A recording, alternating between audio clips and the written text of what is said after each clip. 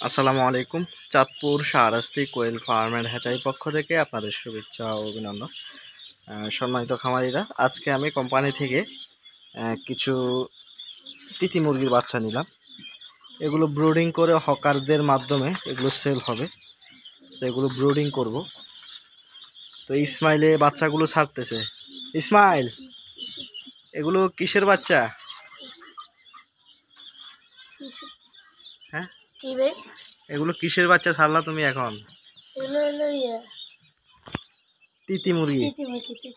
তিতি মুরগি কিন্তু ইসমাইল আজকে ফার্স্ট দেখছে ছোটখাটো। হ্যাঁ, এটা কিসের বাচ্চার মতো লাগে তোমার কাছে? আসলে এগুলা কোয়েল পাখির মতোই লাগে, শুধু সাইজে একটু বড় কোয়েল পাখি থেকে, যেটা আমার কাছে মনে হয়। এছাড়া বাদ বাকিগুলো সব কোয়েল পাখির মতো। যারা কোয়েলের বাচ্চা ব্রুডিং করেছেন আপনারা দেখলে এখন চিনবেন, একবারে কোয়েল পাখির মতো, কিন্তু এটা একটু সাইজে বড় আর চঞ্চল কোয়েল পাখির মতোই লাফালাফি করতেছে এগুলা। তো এই বাচ্চাগুলো আমি ব্রুডিং করে এগুলো সেল করা হবে। দোকানদার, পাইকার, আমার কিছু হকার আছে। কোয়েল যে হকারগুলা পুরুষ পাখি যে নেয়, আর মহিলা পাখিটা যে আপনাদের খামারিদের মাঝে বিতরণ করি, পুরুষটা হকারদেরকে দেই। ওই হকারদেরকেই এটা আমি ব্রুডিং করে তাদের কাছে এটা আবার সেল করব। তো এই পাখিটা, তিতির পাখিটা, এটা খুব চঞ্চল, একবারে মুরগির বাচ্চা এর মতো দেখা যায়।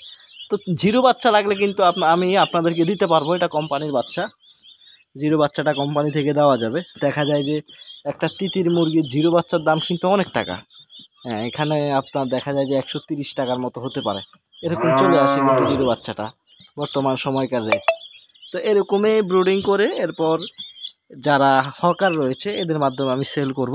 তো আপনাদেরকে কিছুটা নমুনা দেখালাম। এই মুরগিটা, দুঃখিত, এটা মুরগি না, এটা পাখি বলে। তো এখন পাখিগুলোকে খাবার দাবার, পানি টানি দেওয়া হবে। তো মাত্রই আসছে বাচ্চাগুলো, আমি এখন ছাড়ছি। এরপরে খাবার দাবার, পানি টানি সব কিছু দিয়ে দিব। তো আজকে এ পর্যন্তই। দেখা হবে পরবর্তী ভিডিওতে, কিভাবে পাখিগুলোর কি অবস্থা সব কিছু আমি আপনাদেরকে ধারণা দিব।